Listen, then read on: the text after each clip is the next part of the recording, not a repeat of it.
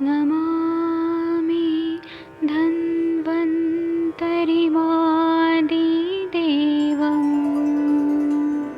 सुरासुरैर्वन्दितपादपद्मम् लोके जरारुभयमृत्युनाशम् दातारमीशम् विविधौषधीनां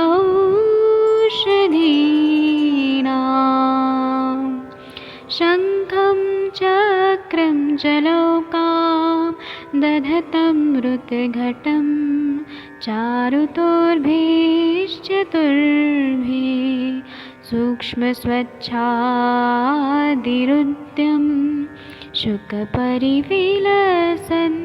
मौलिमम्भोजनेत्रम् कालाम्बोदोज्ज्वलाङ्गं कटितटविलसत्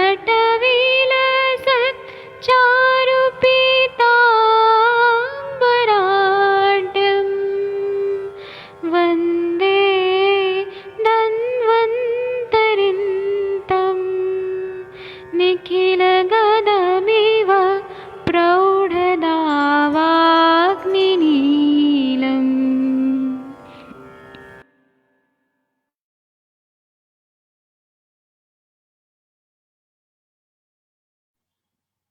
प्रणाम सभी लोगों को। मैं वैद्य अरविंद पाठक पुणे महाराष्ट्र से आप सभी लोगों का स्वागत करता हूं। अभी तक हमने माधव निदान में 19 चैप्टर कंप्लीट कर लिए हैं। आज हम लोग उन्माद निदान यह शुरू करेंगे। ये 20th चैप्टर है, मतलब 20वां चैप्टर है। तो हम लोग ये देखेंगे। आप लोग के स्क्रीन पे दिख रहे हैं उन्माद निदानम। तो हम लोग स्टार्ट करते हैं। इसमें ऐसा बताया कि उन्माद की निरुक्ति। पहला श्लोक नंबर पहला है, मद्यन्तुद्गता दोषा यस्मादुन्मार्ग मार्गताः उन्मार्ग मार्गताः मानसोऽयमयतो व्याधिरुन्मादिति कीर्तितः। मतलब इसमें बोल रहे हैं कि वृद्धि को प्राप्त तथा हृदय में प्राप्त वातादि तीनों दोष विमार्गगामी होकर अर्थात मनोवल धमनियों में प्राप्त होकर मन को विक्षिप्त कर देते हैं। अतः यह मानस व्याधि है, इसे उन्माद कहते हैं। टीकाकार ये बोलते हैं कि मदात्य रोग में कहा गया है कि मध्य के 10 गुण हृदयस्थ ओज के 10 गुणों को अभिभूत कर देते हैं। ओज चूंकि सत्वमय और समात्मक होता है, अतः ओज के अभिभूत होने पर मध्य के आग्नेय गुण शरीर में दाह उत्पन्न कर देते हैं। शरीर में दाह हो जाने से बच्चे कुछ सात्विक भाव समाप्त प्राय हो जाते हैं, जिससे मनोवाही स्रोतों में विक्षेप आ जाता है। इसीलिए मदात्य और दाह के पश्चात उन्माद रोग का वर्णन करते हैं। जैसे कि बताया है कि उद्गत अर्थात उद्धत उद्धत एवं ऊपर मस्तिष्क की ओर विकृतावस्था आक्रमण करते हैं, तो उन्माद रोग हो जाता है। ये जो इसका निरुक्ति है कि ऊपर की तरफ चले जाता है, उद्धृत और ऊपर मस्तिष्क की ओर विकृतावस्था आक्रमण करते हैं, इसलिए उन्माद रोग हो जाता है। उन्माद एक मानसिक रोग है, इसे साधारण भाषा में पागलपन कहते हैं। टीकाकार बोलते हैं कि मदाते उन्मादमेव चापरम इत्येन उन्माद संकीर्तन उन्माद सादृश्यम च उक्तम तथा मदाते अपि दाहो भवति इति स्वल्प वक्तव्यतया दाहमभिधायोन्मादारम्भः तस्य निरुक्तिमः मदन्ति इत्यादि। इसका मतलब यह है कि पीछे मदात्य रोग में मदात्य की अवस्था का वर्णन करते हुए उसे उन्माद के सदृश माना गया है। मतलब जब किसी को मदात्य रोग हो जाता है, बहुत ज्यादा शराब पीने की वजह से मदात्य रोग हो जाता है, तो उनमें भी इंसान एक उन्माद की अवस्था में आ जाता है। और मदात्य में दाह भी होता है। अतः उन्माद के पूर्व संक्षेप में दाह का वर्णन करने के बाद उन्माद का वर्णन करते हुए इसकी निरुक्ति कहते हैं मदयंती इत्यादि। मदयंती अर्थात मन में विभ्रम या भ्रांति उत्पन्न कर देते हैं।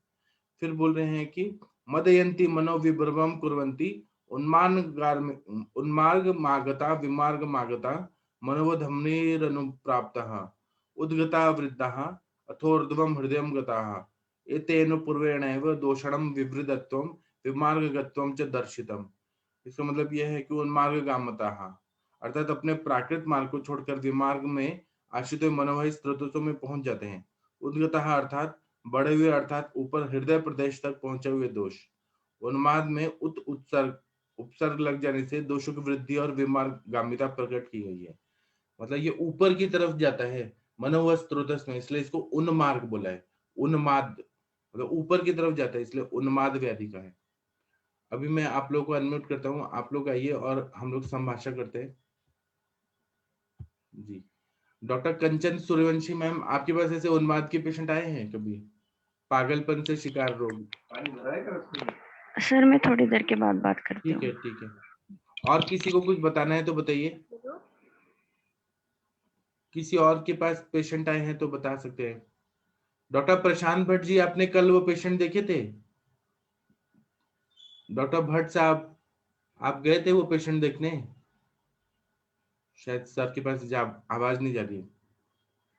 किसी को उन्माद के बारे में बताना है तो बताइए, नहीं तो हम लोग आगे बढ़ते हैं, फिर आप लोग सोच के बताइएगा। हम उन्माद के भेद पढ़ते हैं। इसमें बता रहे हैं उन्माद के भेद, दूसरा और तीसरा नंबर का श्लोक। इसमें बोल रहे हैं एकैकशः सर्वच सर्वच सर्वचश्च दोषरित्यर्थमूर्छितैः मानसेन च दुःखेन स च पंचविधो मतः विषाद भवति षष्ठश्च यथा सम तत्र भेषजम स चाप्रवृद्धस्तरुणो मध्य संज्ञाम विभर्ति च। इसका मतलब यह है कि अत्यंत कुपित वातज दोषों से पृथक पृथक तीन दोष है, मतलब वात से, पित्त से, कफ से, ये तीन दोष से हो गया। फिर तीनों दोषों के साथ एक साथ प्रकोप से सन्निपात से हो गया ये।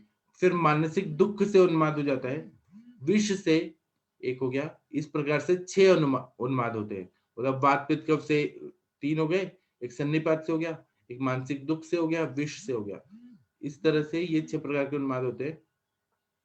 इसमें दोषों के अनुसार चिकित्सा करनी चाहिए। यह रोग बढ़ा ना हो और नया हो तो उसकी अवस्था में इसे मद कहते हैं। टीकाकार ऐसे बोलते हैं कि वात से, पित्त से, कफ से, अत्युष्रित दोषों से सन्निपात से चौथा होता है, मानस शोकादि से पांचवा होता है, विष से छठवा होता है। इस प्रकार उन्माद के 6 भेद होते हैं। इनकी दोषानुसार ही चिकित्सा की गई है। वह उन्माद रोग अपनी रूपावस्था में अथवा तरुणावस्था में मद कहा जाता है। मतलब जब वो एक्यूट स्टेज में रहता है तो उसको मतलब यह पूर्व रूपावस्था में मद कहा जाता है।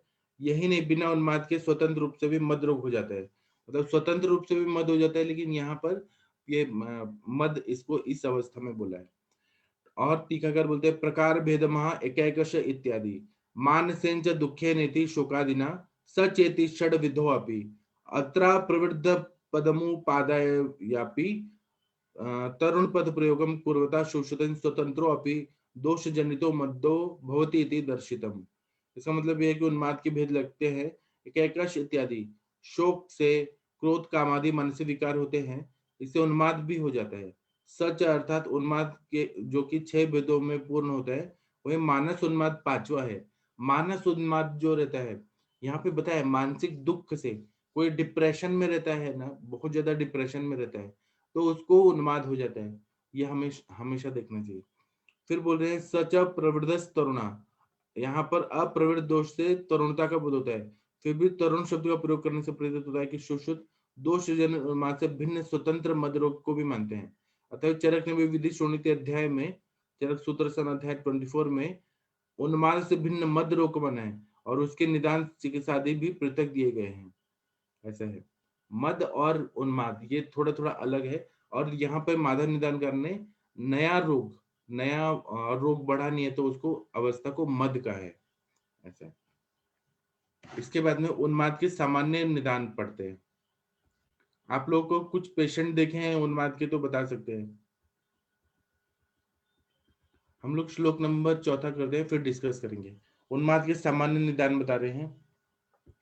विरुद्ध दुष्टा शुचि भोजनानि प्रदर्शनम देव गुरु द्विजानाम उन्माद हेतु भय हर्ष पूर्वो मनोभिघातश विषमाश्च चेष्टा। इसका मतलब यह है कि विरुद्ध भोजन जो रहता है, दूध और मछली, दूध और नमक, दूध और नॉनवेज, ऐसे जो रहता है, दूध और अल्कोहल, ये विरुद्ध भोजन करने से या विष युक्त भोजन करने से और अपवित्र, मतलब चंडाल चंडाल जो रहते थे ना पहले के जमाने में, डेड बॉडी को जलाते थे। मतलब जो लोग मुर्दा घर में रहते थे उनको चंडाल बोलते थे। तो वो लोग कभी शुद्ध रहते थे, कभी अशुद्ध रहते थे, नहाते थे कि नहीं थे, तो इसलिए उनको अपवित्र बोल रहे हैं कि उनसे स्पर्श किया हुआ सारा बैक्टीरियल इन्फेक्शन वगैरह आ गया है। ऐसे उनसे सेवन करने से, भोजन करने से। फिर देवता, गुरु और ब्राह्मणों का अपमान करने से, मतलब जो बड़े देवता लोग हैं इनका अपमान कर रहे हैं, और फिर गुरु लोगों का अपमान कर रहे हैं, ब्राह्मणों का अपमान करने से।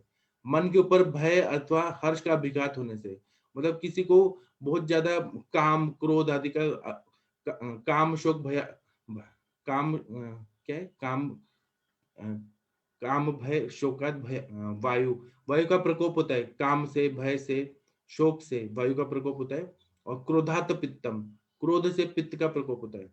ऐसा शरीर में विषम चेष्टा से युक्त उन्माद रोग उत्पन्न हो जाता है। हर्ष का भी अभिघात होता है, और बहुत ज्यादा कोई हर्षित है तो वह भी बहुत ज्यादा खुश है, बहुत खुश है तो उसको भी उन्माद रोग हो जाता है। टीकाकार बोलते हैं काम, शोक, भयाद, वायु जो बोलते हैं ना, इसका टीकाकार बोलते हैं कि प्रकृति विरुद्ध भोजन करने से, दूषित भोजन करने से, अपवित्र भोजन करने से, मतलब ये हेतु है। ऐसा ही पेशेंट सेवन करते इसलिए ऐसा उन्माद के पेशेंट, देवताओं का अपमान करने से, माता पिता का अपमान करने से, आचार्य आदि गुरुजनों और ब्राह्मणों का अपमान करने से, तथा अत्यंत भय से या अत्यंत हर्ष से भी उन्माद होता है। कई बार भय से, शोक से, काम से, क्रोध से इतने तीव्र दोष प्रकोपित हो जाते हैं जिनसे हृदय और मस्तिष्क में संतुलन बिगड़ जाता है, जिससे उस मनुष्य का प्रत्येक कार्य उटपटांग हो जाता है। उसे देखकर मनुष्य पगला जाते हैं। ऐसी अवस्था में अनेक शारीरिक चेष्टाएं जिनसे हृदय पर धक्का लगे और मस्तिष्क पर चोट लगे और ज्ञान केंद्रों में विभ्रम हो जाए, ये सब कारण सामान्यतः उन्मादजनक होते हैं। मतलब ये इन्होंने बोले देवता, गुरु, ब्राह्मण, तो पहले लोग ना आस्था भी रहती थी भगवान पे, बहुत ज्यादा गुरु लोगों पे आस्था भी रहती थी। अगर वहां पे थोड़ा भी किसी ने जानबूझ के अपमान कर दिया तो वह पेशेंट को खुद ही माइंड में उसका गिल्टी फील होता था, तो गिल्टी फील होने की वजह से उन्माद हो जाता था। आज के जमाने में कोई देवता, ब्राह्मण, गुरु ये सब को कोई नहीं मानता है, उतना नहीं रिस्पेक्ट रह गया, तो जो है माइंड पे उतना आघात नहीं होता है अगर किसी ने अपमान भी कर दिया तो। पहले जितना मानते थे ये सब चीजों को, उतना ही मन पे आघात हो जाता था और इसलिए उन्माद हो जाता था। उसी तरह से बोल रहे हैं सामान्य हेतु महा विरुद्ध इत्यादि दुष्ट गरज सहित तमनादि प्रदर्शनम धूम प्रदर्शने इत्यस्मात् प्रदर्शनम अभिभव भय हर्षपूर्व मनोभिघात इति भय हर्षाभ्याम मनसो विभव भय हर्षपूर्व इति भयम हर्षोद्भाव पूर्वम यस्य स तथा पूर्व शब्दो अतः कारणवाची चकारोत्तर लुप्त निर्दिष्टो द्रष्टव्यः तेन काम क्रोध लोभादयोपि कारणमिति जज्जटा अन्यत्वाहु क्रोधादिभिरपि भय हर्षपूर्वक एव भवति इति तेन तो निर्दिष्टो विषमाश्च चेष्टा इति विषमांग सबल वद्विग्रहादया उन्माद हेतुश्चेति योज्यम। इसका मतलब यह है कि उन्माद के सामान्य कारण कहते हैं विरुद्ध इत्यादि दुष्मगर संयोगज अथवा कृत्रिम विष से युक्त भोजन को दुष्ट भोजन कहा गया है। दृष्ट प्रदर्शने इस धातु से प्रदर्शन रूप बनता है, प्रदर्शन तिरस्कार या अपमान को कहते हैं। भय हर्षपूर्व मनोभिघाता, भय या हर्ष से मन में अभिघात हो जाना। इसकी व्युत्पत्ति लिखते हुए कहते हैं कि भय अथवा हर्ष अथवा दोनों ही जिसके पूर्व हो उसको भय हर्ष पूर्व कहते हैं। पूर्व शब्द यहाँ पर कारणवाची होता है, अर्थात भय और हर्ष भी उन्माद में कारण पाए जाते हैं। विषमाश्च चेष्टा यहाँ पर चकार लुप्त निर्देशक समझना चाहिए। इसे क्रोध, काम, लोभ, मोहादि भी उन्माद के कारण हो सकते हैं, ऐसा जटाचार्य का मत है। किंतु अन्य आचार्य कहते हैं कि भय और हर्ष को उत्पन्न करने वाले काम क्रोधादि ही होते हैं, और भय हर्ष पूर्वक से काम क्रोधादि को स्वतः ही बोध हो जाता है, अतएव भय हर्ष पूर्वक कहा गया है। विषमाष्ट चेष्टा शरीर एवं अंग प्रत्यंगों की उलट पुलट चेष्टाएं होती हैं। शक्ति अधिक व्यायाम, साहस के कारण अपने से बलवान मनुष्य के साथ युद्ध करना आदि कारण विषम चेष्टाएं कही जाती हैं। यह सभी सब उन्माद का कारण बन जाती है, क्योंकि इनसे भी हृदय और मस्तिष्क में एक प्रकार का धक्का लगता है जिससे दोनों विचलित हो जाते हैं और उन्माद रोग हो जाता है। मैंने एमडी में जब उन्माद के रोगी देखे साइकेट्रिक वार्ड में और यहाँ के मेंटल असाइलम हॉस्पिटल में, तो मैंने केस टेकिंग किया, मतलब साइकेट्रिक डॉक्टर के अंडर में देखा, तो पता चला। एक दो केस बताता हूँ। एक ना पेशेंट था, तो वो ना टीचर था और अचानक ही पढ़ाते पढ़ाते उसने बच्चों को मारना शुरू कर दिया और वो पागल हो गया। तो उसका हेतु निकाला गया तो पता चला कि उसकी सौतेली माँ ने बचपन से उसको बहुत मारा था, सौतेली माँ ने। तो उस पे ना ये जो साइकेट्रिक इलनेस जो है, मेंटल इलनेस, इसका पहले हेतु हो चुका है। मतलब वो जब 8 साल का था तो उसकी सौतेली माँ ने उसको बहुत मारा, अकेले में बहुत मारा।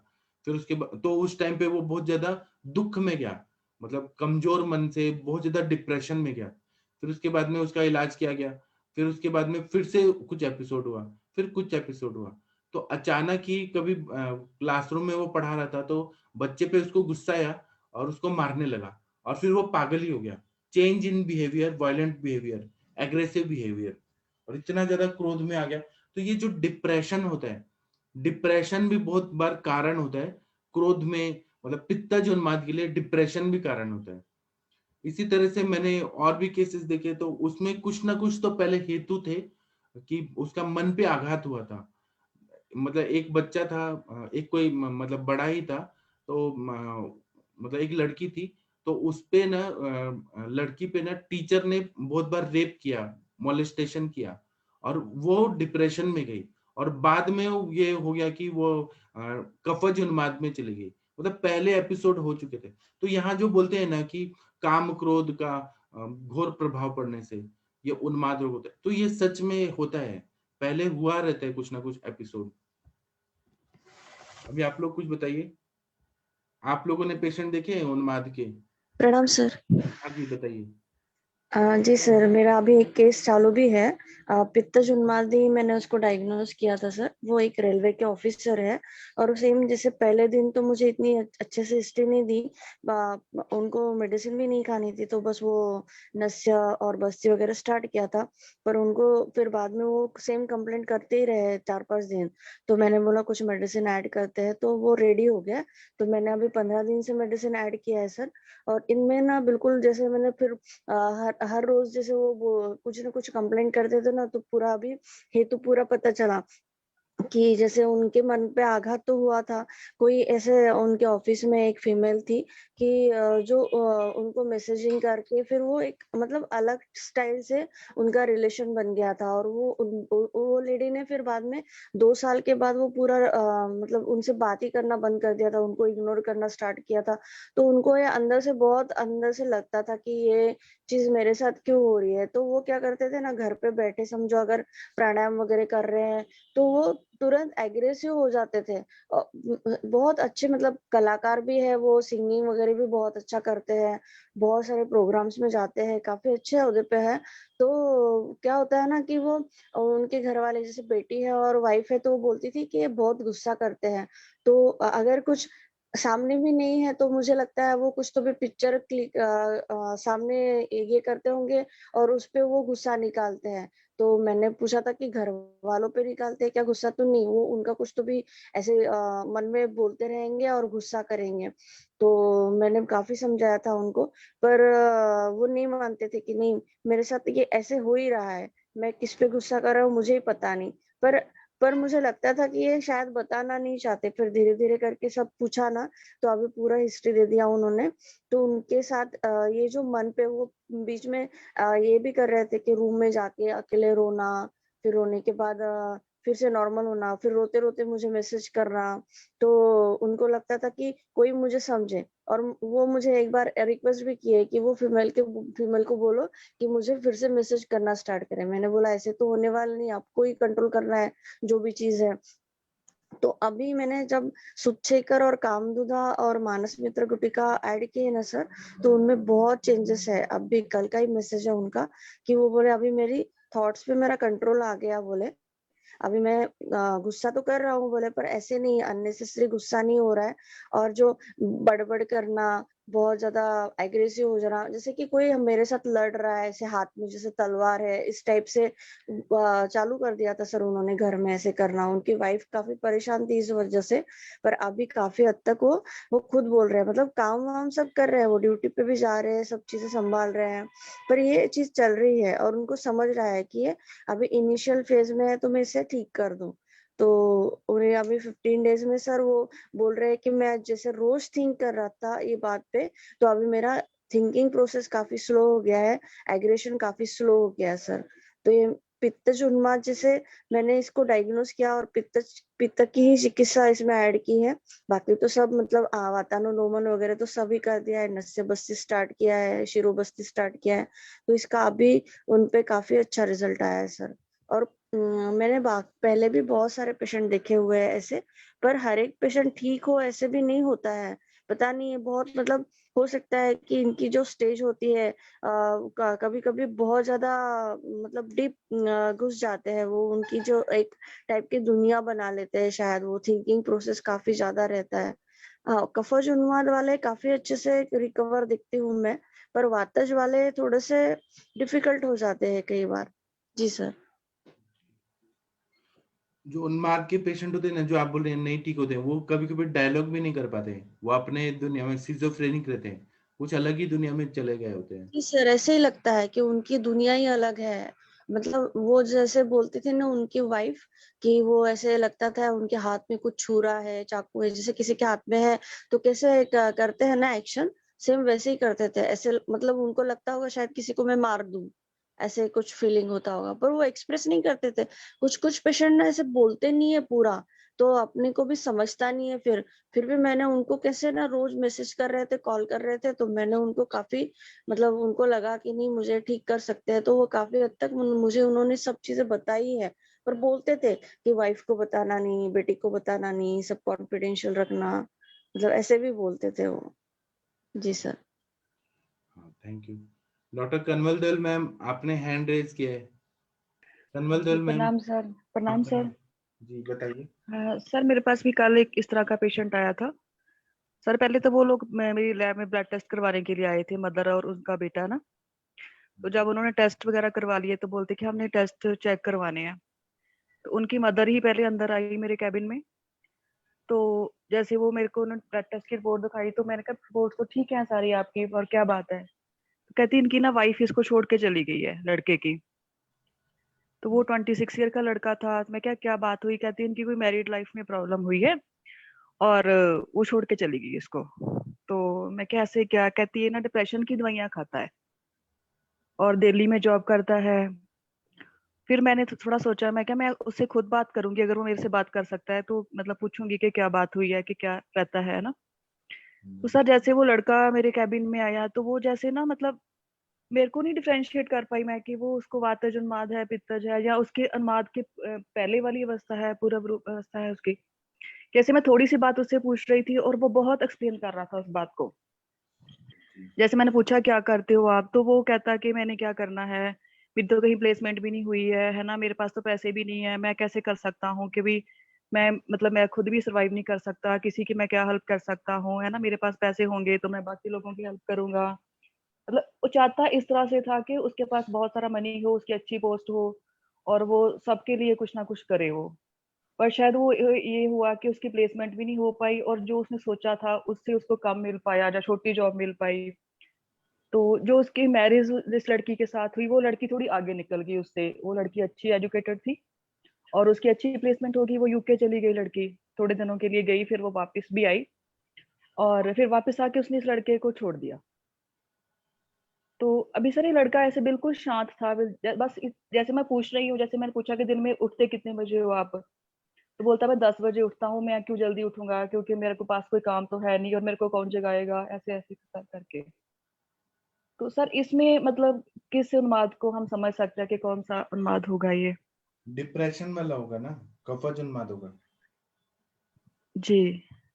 जी। तो सर वो दिल्ली पतंजलि से मेडिसिन लेके आए थे, तो उन्होंने उसको दिया मेदावटी दिया। जैसे वो बता रहे थे अभी मेरे पास मेडिसिन लेके तो नहीं आए, आ जाएंगे दोबारा वो सारी मेडिसिन के साथ ना। मेदावटी दिया सर उन्होंने, एक कोई स्वर्णकल्प दिया उन्होंने, और एक बता रहे थे वो सरस्वत रिष्ट दिया उन्होंने ना। और मैंने सर उसकी नस्या शुरू की कल, मैंने किसी एक्चुअली वाला में तेल से आप उसकी जो नस। कंडीशन बोल रही हैं ये उन्माद नहीं होगा, ये उसके पहले डिप्रेसिव डिसऑर्डर, मतलब हाँ डिप्रेशन जी। के वो डिसऑर्डर हुए हैं, वो सारे सिम्टम्स। जी।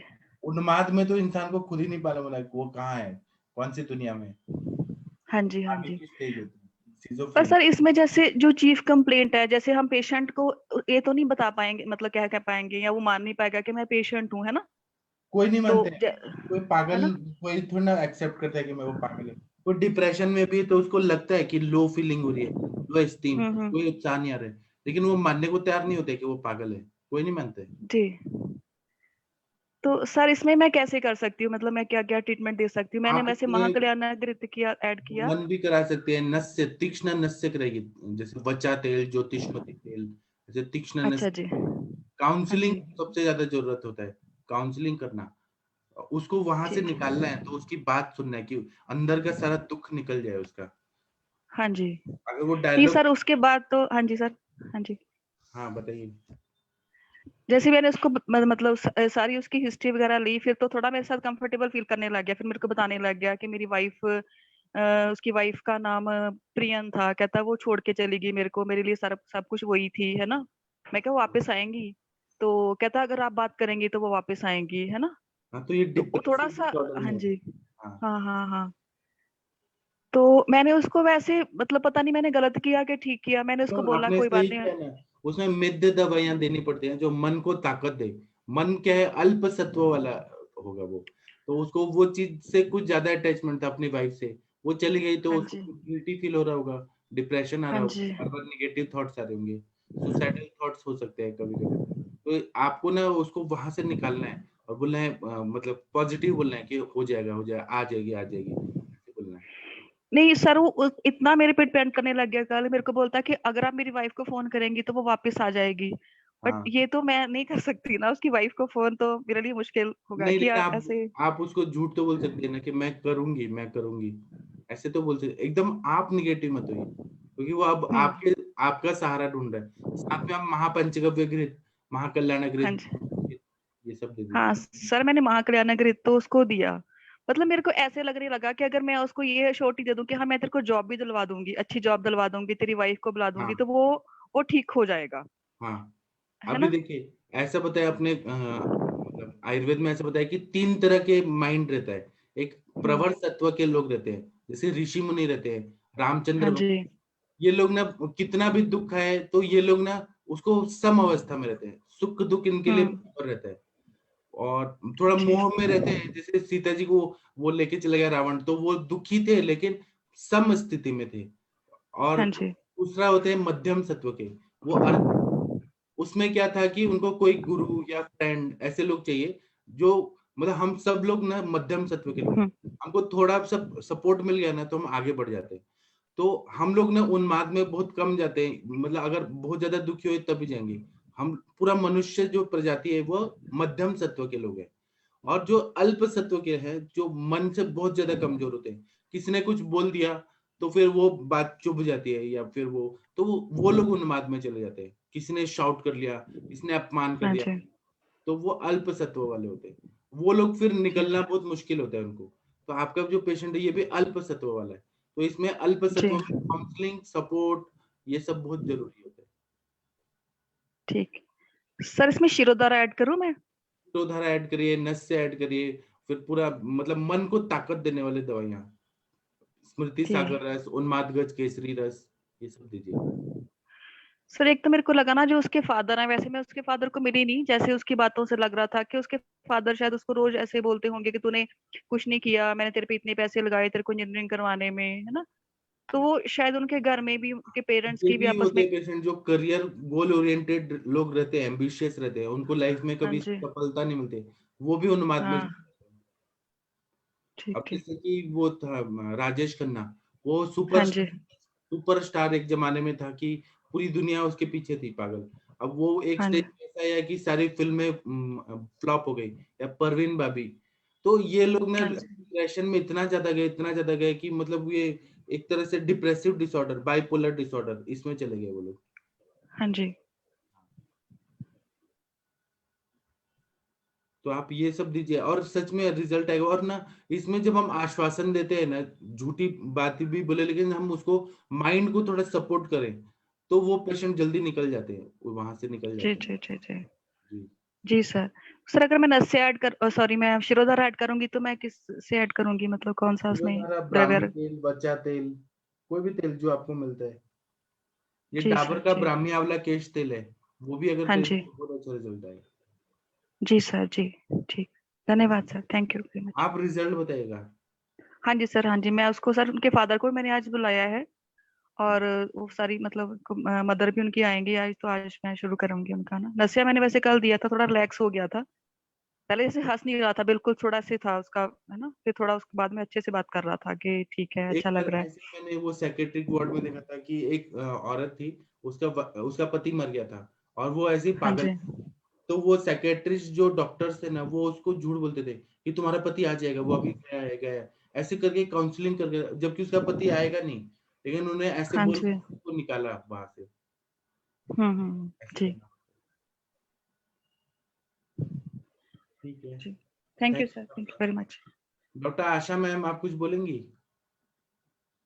आशा मैम, आपने हैंड रेज किया है। हेलो। हाँ, गुड जी मॉर्निंग सर, बताइए। सभी को प्रणाम। हाँ सर, मेरे पास भी एक पेशेंट आया था।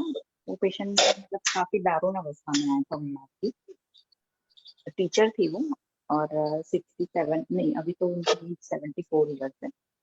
तो उन्होंने मतलब 80, हाँ, 22 साल तक टीचिंग प्रोफेशन में रही।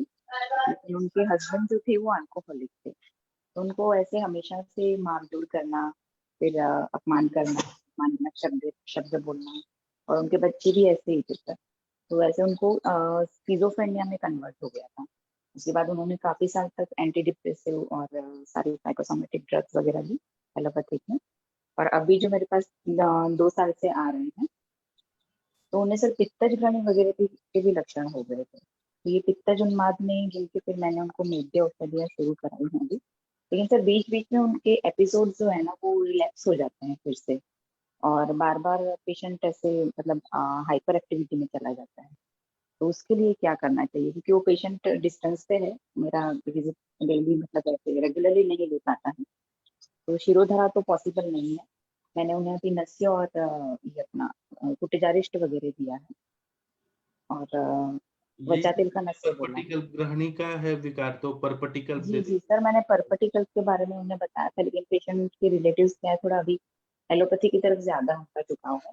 तो मैंने सोचा थोड़ा थोड़ा पेशेंट को एक बार रिलैक्स करने के बाद बहुत अपना। सारे पेशेंट जो आते हैं ना, जैसे अल्सरेटिव कोलाइटिस, क्रॉन्स डिजीज, सब रहते हैं ना, जी उनका हेतु रहते हैं डिप्रेशन।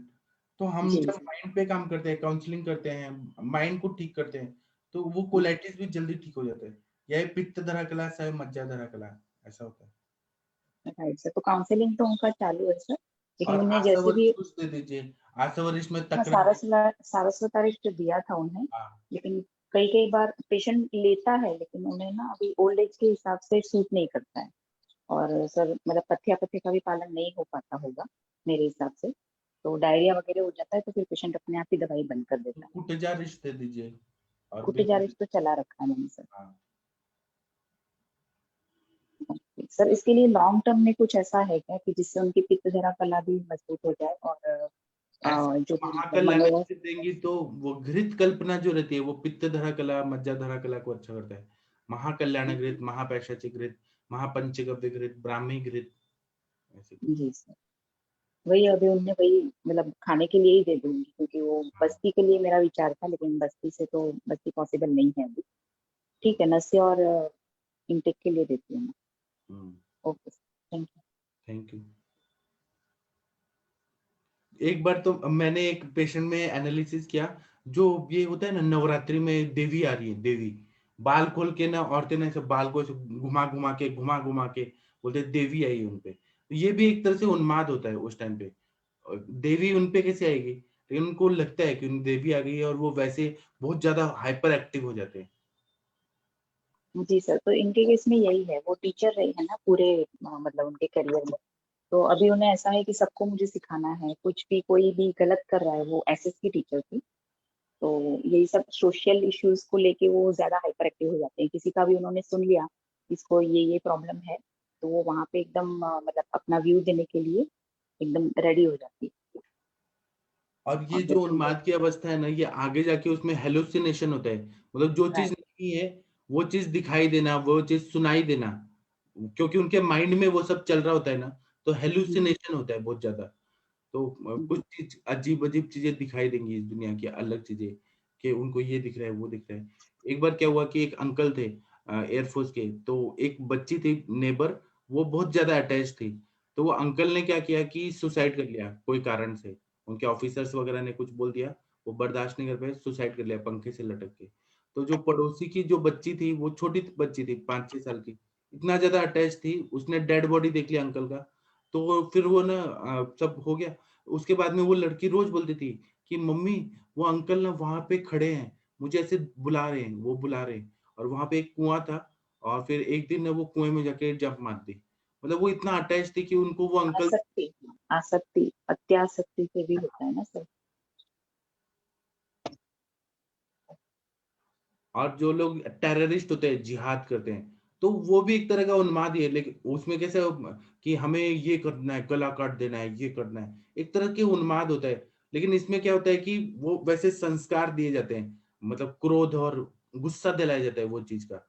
फिर वो लोग ये सोचते नहीं है कि क्या करना है क्या नहीं, उनके ब्रेन वॉश इतना होता है ना कि वो लोग बस वही चीज जाके, उसमें चाहे मरना भी पड़ जाए तो मर जाए, जिहाद करो और खुद को मार दो, लेकिन वो चीज करके रहना है। ये भी एक तरह का उन्माद ही होता है। सर तो इन सब में मुझे लगता है कूलज व्याधि रूप भी काफी इम्पोर्टेंस रखता है, क्योंकि आपके जीन्स में ऐसा है और आपका वो कूलज संस्कार वातावरण ऐसा संस्कार रहता है ना सर। हाँ, वो अपना दिमाग नहीं यूज करते, उनको जो चीज वो सिखाया जाता है वही चीज बस दिमाग में रहते है, वही चीज। तो इसमें तो काउंसलिंग ही मतलब बेस्ट रहेगी, अगर आपको ट्रीटमेंट करना है तो काउंसलिंग, और उसके बाद वैद्य औषधियाँ और सिम्टोमेटिक ट्रीटमेंट करनी है। जी। और बहुत जगह ये भी बताया है कि पहले के लोग जो थे ना, मतलब एक राजा की बहुत सारी वाइफ रहती थी, तो वो क्या करती थी, कुछ कुछ ना पति को अपने वश में करने के लिए अपना आर्तव, अपना नाखून, अपने बाल ऐसे पीस के और खाने में डाल देती थी, तो उससे विष जाता था बॉडी में और वो पागल हो जाता था, और वो ये सोचते थे कि वशीकरण कर लेंगी, लेकिन विष जन्य भी उन्माद हो जाता था। ऐसे होता था पहले। हाँ, डॉक्टर मीनल गुप्ता मैम, आप कुछ बताइए। प्रणाम सर। आपके उधर आगरा में तो सबसे बड़ा है मेंटल असाइलम। हाँ वो तो है ही सर, पेशेंट्स भी आते रहते हैं। तो सर कल ही का एक पेशेंट है सर, वो 60+ मेल हैं। उनको जो हिस्ट्री है कि वो, उनको अभी 2020 में कोविड हुआ। कोविड के बाद, उससे पहले उन्हें डेंगू हुआ था 2 साल पहले, फिर उन्हें कोविड हुआ 2 साल बाद, और उनका अभी नी रिप्लेसमेंट हुआ है हाल में ही, लास्ट ईयर्स में। और उनका ये आ रहा है कि वो भूलने लगे हैं चीजों को, कि कहाँ बैठे हुए हैं अभी उन्होंने खाना खाया है नहीं खाया है, और मतलब अपना जो ओरिएंटेशन है वो उनका मिस हो रहा है, कि वो किस जगह पे हैं और कहाँ पर है। अपने घर को भूल जाना, फिर रिलेटिव्स को भूल जाना, ये स्टार्ट हुआ है उनका। और ये बताया है कि ये सिर्फ कोविड के बाद से ही शुरू हुआ है, और उसके पहले उनको ऐसा कोई प्रॉब्लम नहीं था। उसके बाद उन्होंने एमआरआई करवाया सॉरी सर, उसका ब्रेन का, तो उसमें उनको क्लॉट आया है। क्लॉट एक बहुत छोटा सा क्लॉट है, कहने को वो इनसिग्निफिकेंट है, लेकिन सिम्टम्स जो आ रहे हैं कि वो स्मृति विभ्रंश के आ रहे हैं। अभी कोई उससे आगे स्टेज नहीं बढ़ा है सर, सिर्फ ये कि वो बैठे रहते हैं और बहुत कम बोलने लगे हैं, हंसना वरना काफी कम कर दिया है। लेकिन भूख वगैरह उनको बिल्कुल सही लगती है, वीक में एक बार नॉनवेज भी खा लेते हैं, और नहीं दो तो मतलब उनका नॉनवेज पे थोड़ा सा इंटरेस्ट है, अदरवाइज वो वीक में एक बार ही खाते हैं।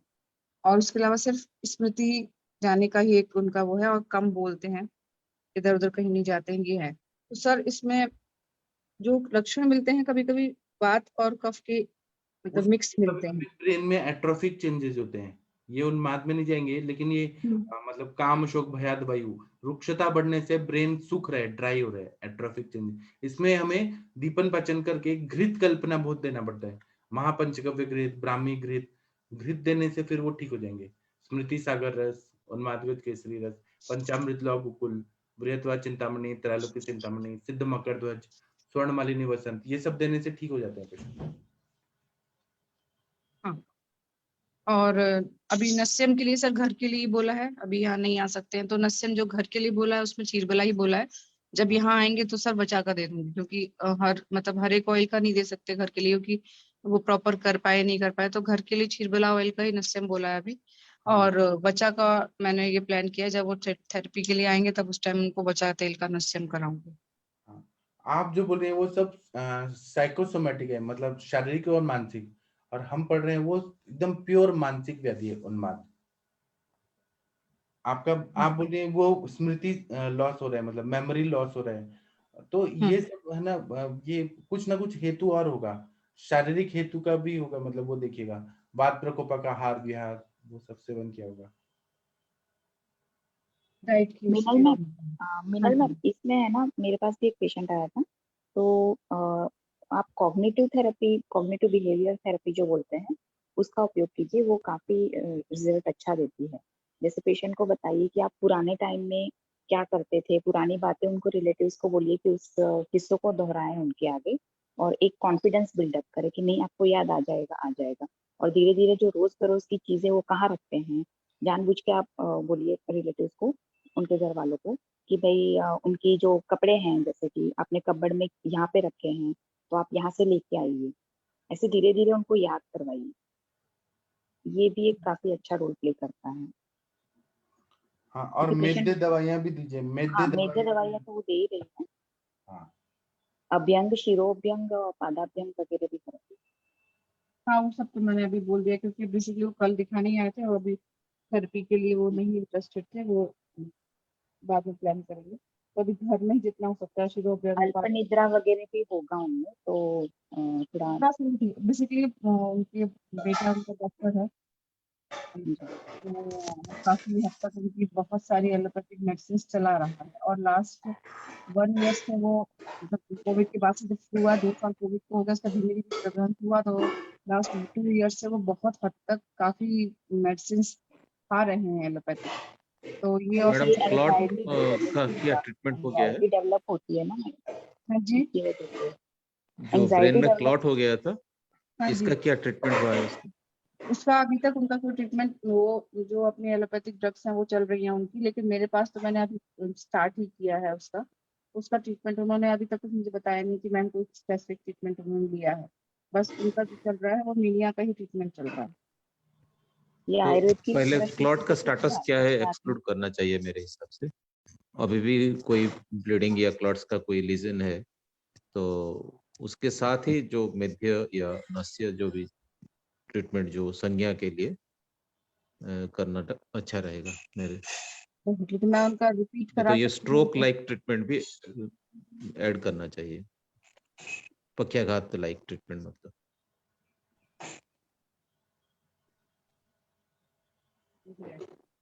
मैं उनका एक रिपीट वो करवा सकती हूँ, है ना। किसी की अगर वो सबसे बड़ी प्रॉब्लम पैसे की आती है कि मैं वो करवाया हुआ है, कॉस्टली होता है, पर 2 साल पुराना है तो उसको मैं रिपीट करवा सकती हूँ।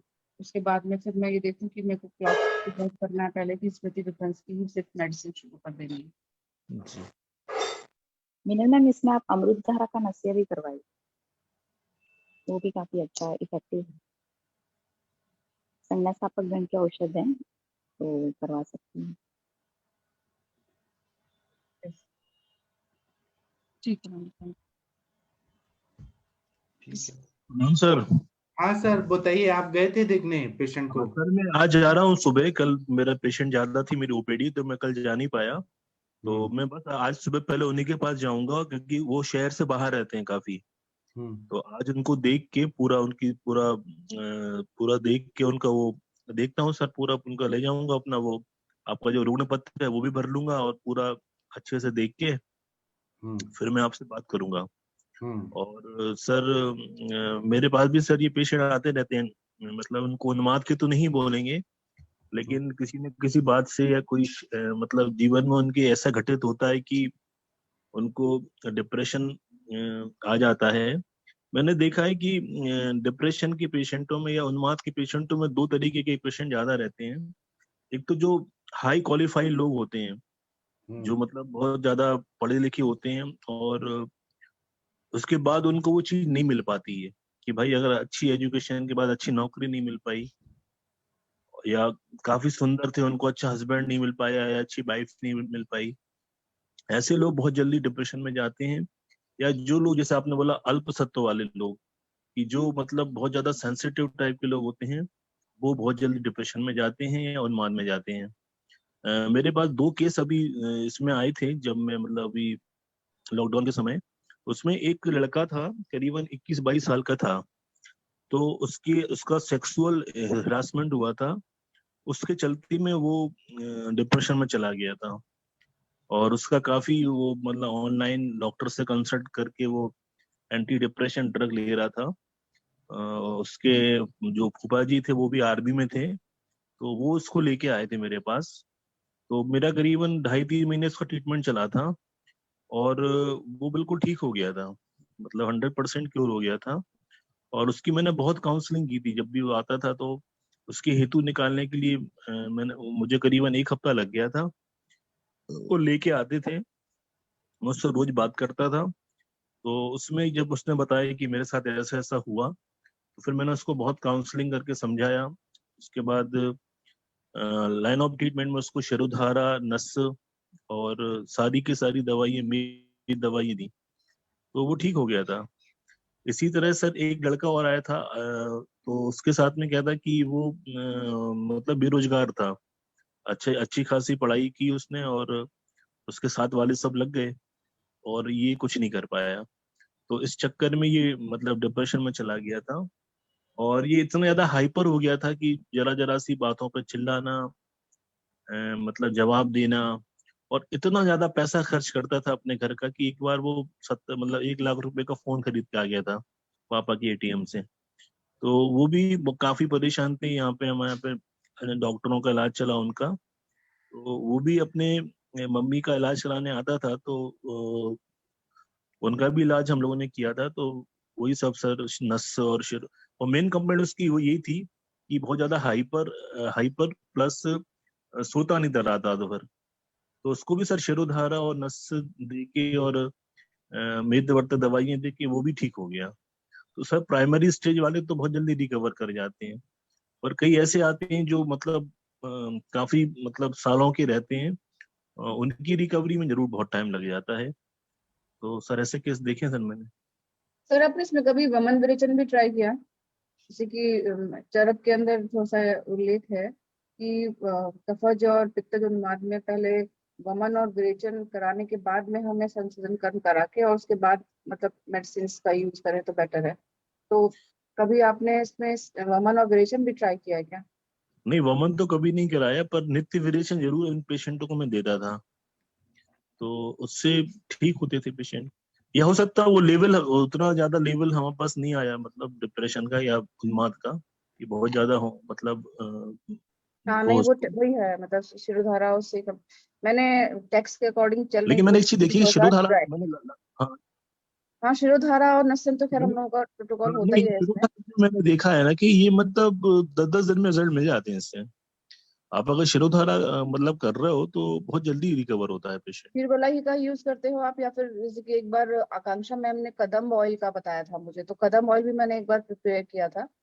मैंने एक पेशेंट पे बस वही वाली बात है ना, पेशेंट इतने समय तक कंटिन्यूस ट्रीटमेंट ले सके तभी रिजल्ट्स हाथ में आते हैं। अगर वो 1 मंथ में विड्रॉ कर लें कि मैम 1 मंथ में रिजल्ट्स नहीं है, तो फिर प्रॉब्लम हो जाती है। और ये कम से कम 6 महीने साल भर चलने वाले ट्रीटमेंट्स हैं। इससे कम में इसमें रिजल्ट्स बहुत अच्छे से नहीं दिखते हैं। स्वर्ण योग ज्यादा यूज करें इसमें तो मुझे लगता है कि बहुत जल्दी मतलब परिणाम मिलते हैं। नहीं, जिसको टाइम लेना है तो वो तो टाइम लेगा ही संप्राप्ति भंग होने में। हाँ वो तो है ही सर, जब जो काफी ओल्ड हो जाते हैं, पुराने रहते हैं, तो उसको तो टाइम लगता ही लगता है। लेकिन जो मतलब बहुत मतलब जो 4 महीने 6 महीने वाले 3 महीने वाले, ये तो बहुत जल्दी रिकवर कर जाते हैं साल भर बाद। और काउंसलिंग का सर इसमें बहुत मतलब विशेष महत्व मतलब मुझे लगता है। तो मैंने एक काउंसलर भी रखा था अपने यहाँ पे, एक लड़की आती थी हमारे यहाँ पे, वो बहुत अच्छी काउंसलिंग करती थी। तो वो काउंसलिंग के साथ में, क्योंकि जब तक आप उनके मतलब दिल में, उनके दिमाग में झांक के नहीं देखोगे कि भाई क्या हेतु है, क्या कारण है, ऐसा क्यों कर रहा है ये, तब तक उसको आप पूरी तरह से ठीक नहीं कर सकते हैं। तो वो करते थे। और जो शिरोधारा है उसमें जनरली मैं तो चंदन बला या अश्वगंधा बला, एक हमारा निद्राकारक तेल आता है धन्वंतरी कंपनी का, वो ऐसा मिक्स करके करता हूँ, तो उसके बहुत अच्छे परिणाम आते हैं। कौन सा ऑयल बता रहे हैं? ये अश्वगंधा बला आता है अपना, इसका आता है ना वैद्य रत्नम का, या नहीं, चंदन, लास्ट बताया आपने। निद्रा कारक तेल आता है, एक धन्वंतरी कंपनी है उसका, तो यूज करता हूँ। नाम ही उसका निद्रा कारक। इसमें जटामांसी ब्राह्मी सब कुछ है, तो आप वो ना मिले तो आप जटामांसी ब्राह्मी, सर बताते हैं ना ब्राह्मी ऑयल, ये सब भी यूज कर सकते हैं। हम्म। तो सर मैं आज जाऊंगा, फिर बात करूंगा आपसे। हाँ आप करिएगा, हाँ। और आपको जी ठीक करना ही है उनको। जी सर। हाँ सर नमस्कार। हाँ बताइए सर। सर वो उन्माद के साथ ड्रग एडिक्शन का जो साथी रहता है, हाँ हाँ इसी केस में लाइन ऑफ ट्रीटमेंट कैसे रखना है? उसमें यही मेदे दवाइयाँ देना पड़ता है, और वहाँ पे डी एडिक्शन के लिए बहुत सारे एलोपैथिक ड्रग्स दिए जाते हैं। जी, हाँ तो साइमल्टेनियसली चलाना चाहिए। दोनों चलते हैं। हाँ मैंने साइकेट्रिक वार्ड में देखा है, अल्कोहल का डी एडिक्शन का चल रहा है बहुत दिन से। ड्रग एडिक्शन मतलब जो ये मैरिजुआना वगैरह का डी एडिक्शन चलता है, जी जो माइंड को कंट्रोल करता है, माइंड को शांत करता है, वो सब दवाइयाँ चलती है। सर, इसमें रिजल्ट आने तक के लिए कितने टाइम लगता है महीने उनको। लग जाते हैं जो भी लगभग? साइकेट्रिक दवाइयाँ हैं ना, उनको पहले वो लोग 3 महीना तक ट्रायल करते हैं कि दवाइयाँ सूट कर रही हैं कि नहीं, और फिर वो एनालिसिस करते हैं। 3 महीने के बाद मेन दवाइयाँ शुरू होती है। उसमें तो बहुत टाइम लगता है साइकेट्रिक दवाइयों में। ठीक है सर। और सर देखिए इसमें कल्पना का हाँ, मतलब घर जरूर देना चाहिए सर। मैंने सारे पेशेंटों को घर जरूर खिलाया है इसमें, ब्राह्मी घृत। जी तो सर उससे इसमें बहुत एलोपैथिक मेडिसिन को हम किस तरह से विड्रॉ करें, उनको मतलब नहीं शुरुआत मेडिसिन में नहीं विड्रॉ? करना चाहिए, क्योंकि वो उसी के डिपेंडेंट होते हैं। धीरे धीरे टेपरिंग डोज में, और बहुत टाइम लगता है उनको ठीक करने में।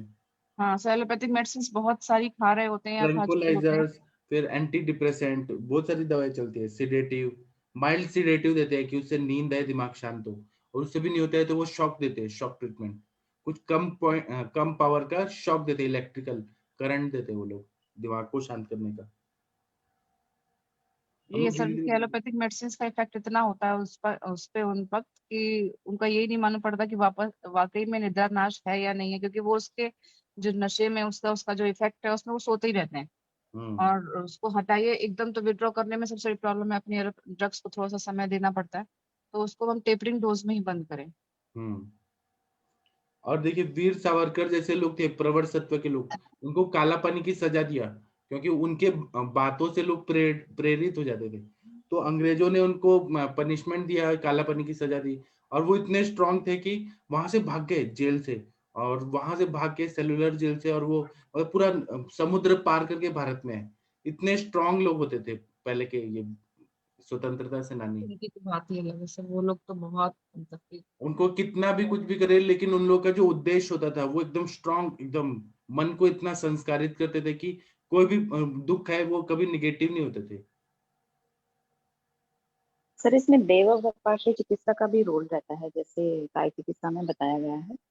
तो जैसे अभी लिथियम डिपेंडेंसी वाले पेशेंट आते हैं, तो उसमें मैं अपने पेशेंट्स में कोई मंत्र या फिर उनका जो भी बीज मंत्र, मूल मंत्र होता है, जो भी जिस किसी भी इष्ट देवता का वो लोग पूजन करते हैं, उनका मंत्र दे देते हैं।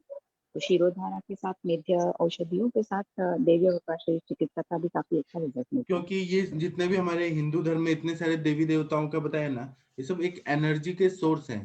जैसे हम हनुमान जी का करते हैं, देवी का करते हैं, तो ये सब कुछ ना कुछ कॉस्मिक रेज आते हैं हमारी बॉडी में, जो माइंड और बॉडी को पॉजिटिव कर देते हैं, इंसान जी को सर, डिप्रेशन से निकाल देते हैं। हाँ उसमें यहाँ पे अपने चक्र और ओरा पे काम करना रहता है। हाँ ठीक है, हम थोड़ा ब्रेक ले ले क्या? ब्रेक के बाद फिर मिलते हैं। तो प्रणाम सभी लोगों को, 7 बजे मिलेंगे। प्रणाम।